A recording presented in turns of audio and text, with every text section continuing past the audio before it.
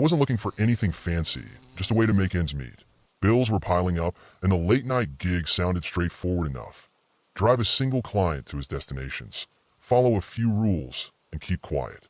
The pay was too good to pass up, almost suspiciously generous, but I convinced myself it was just my lucky break. The car they provided was something else, though, a sleek, black sedan that looked like it had rolled off the assembly line yesterday. The leather seats smelled new, but there was this faint metallic tang in the air, like old coins.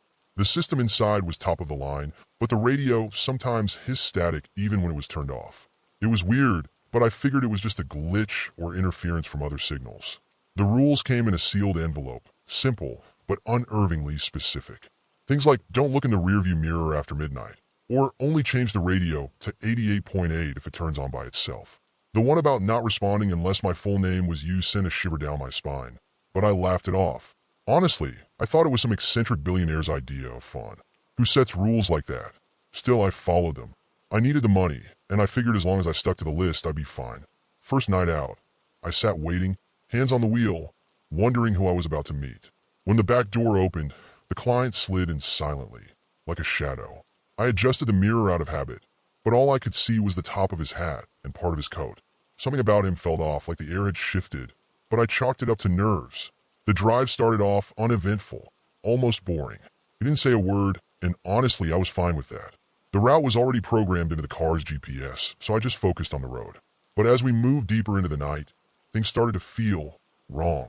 The streets looked familiar at first, the same roads I'd driven countless times in my city. Then, gradually they didn't. The landmarks thinned out, and the streetlights became fewer and farther between, until it felt like we were driving through an endless stretch of nothing. I tried to convince myself it was just a long road I'd never noticed before, but my gut told me otherwise. I glanced at the dashboard clock. It read 11:56 p.m. 4 minutes until midnight. That's when I noticed the mirror. I swear, I wasn't trying to break the rules. It's just instinct, you know? You check the mirror when you're driving. But as soon as I glanced at it, I wished I hadn't. It wasn't just back there anymore. There were shapes, shadows, moving in the blackness behind the car. At first, I thought it might be headlights reflecting weirdly, but these weren't headlights. They were figures keeping pace with us. No matter how fast I drove, they stayed the same distance away, just barely visible in the edge of the mirror. My hands tightened on the wheel, and I forced myself to look forward. I didn't know what would happen if I broke the rule, but I wasn't about to find out. The rest of the drive was silent, but not in a peaceful way. It was the kind of silence that presses down on you, heavy and suffocating. The clock struck midnight, and I could feel the weight of it like an invisible shift in the air. I kept my eyes glued to the road, trying to ignore the growing itch to check the mirror again. Every now and then I thought I caught movement in my peripheral vision, something just outside the windows, but when I looked there was nothing. Just the road stretching endlessly ahead and the dark swallowing everything else. When we finally stopped, it was at a desolate crossroads, the kind you see in old horror movies where people make deals they shouldn't. The client didn't say anything. He just opened the door and stepped out, his movements unnaturally smooth. He walked a few paces away and stood there, his back to me, as if he was waiting for something. I didn't dare get out or even call after him.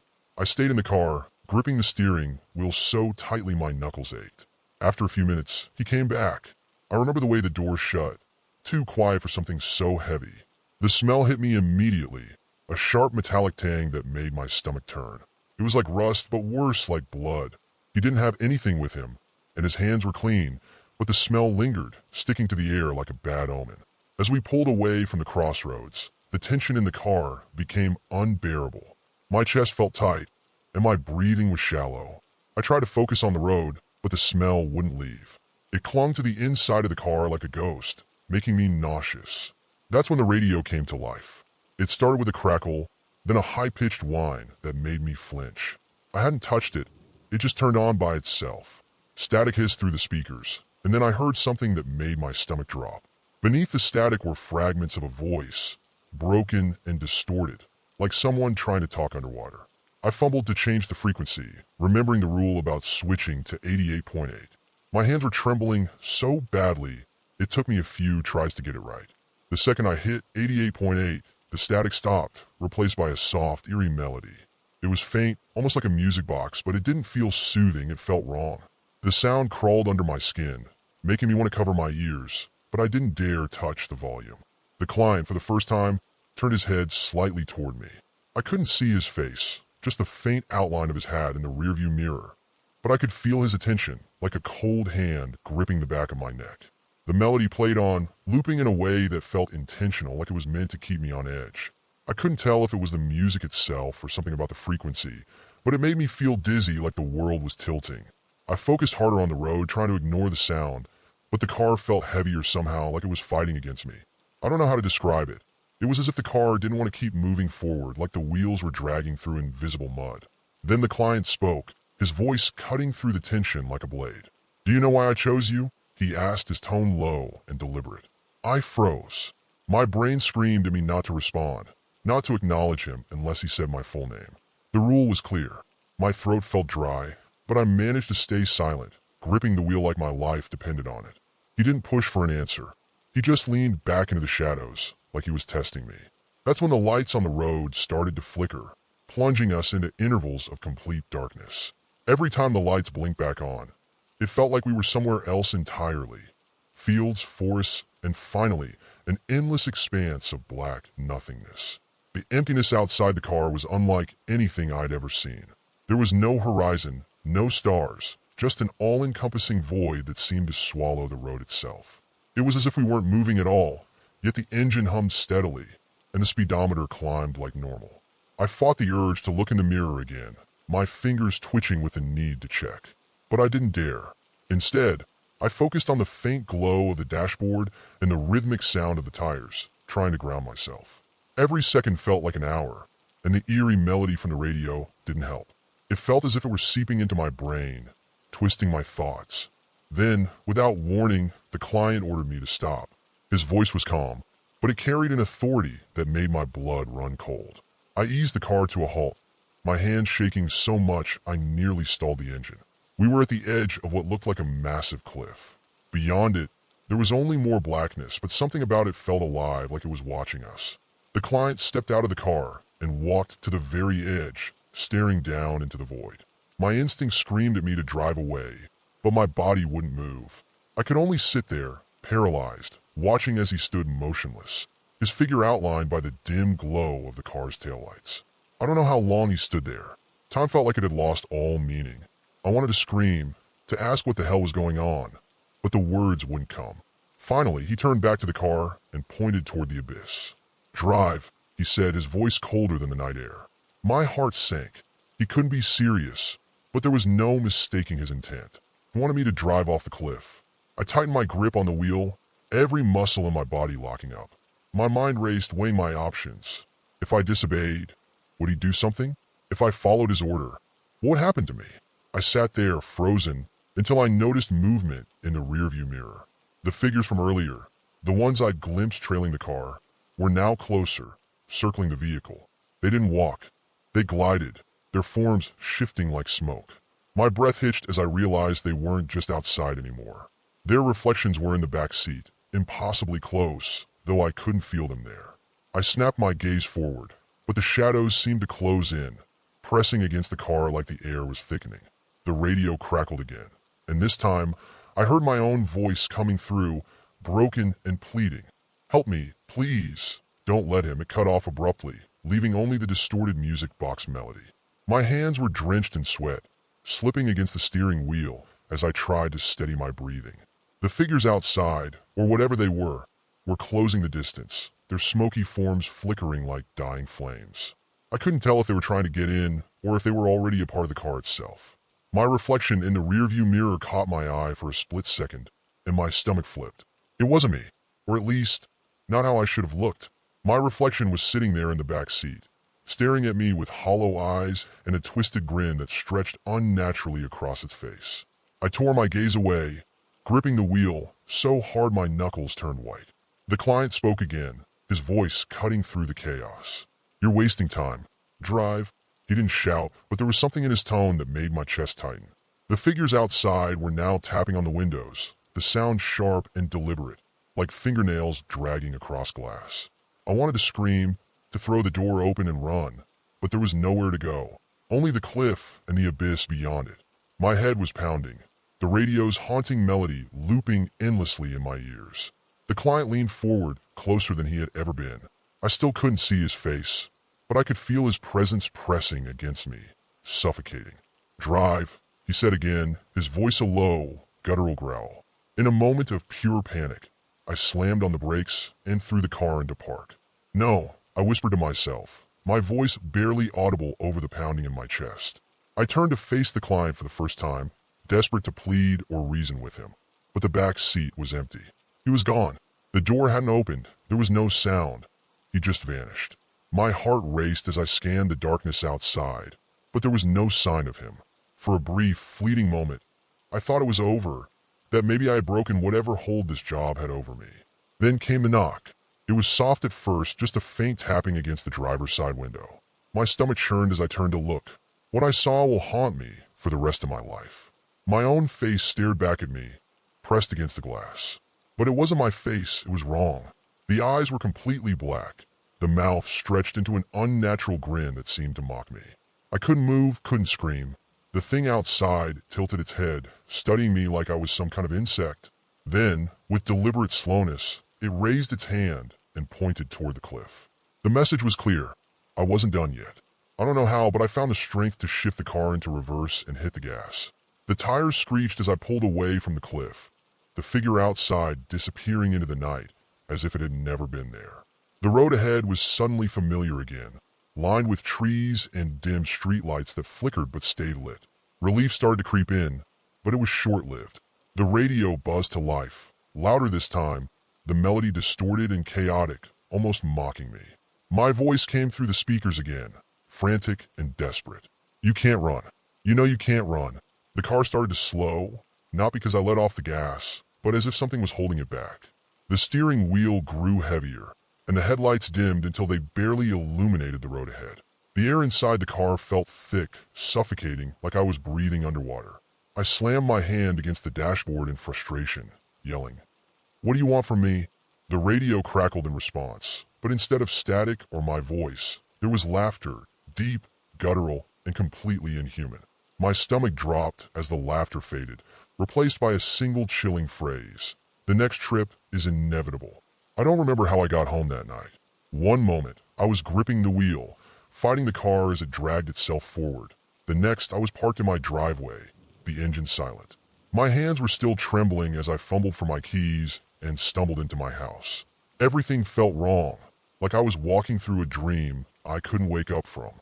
I locked every door and window, checked them twice, and collapsed onto the couch, too afraid to even turn off the lights. But even in the safety of my home, the smell of rust and blood lingered, clinging to my clothes and hair like a curse. I thought I was done with it, that I could just quit and move on, pretend none of it had happened.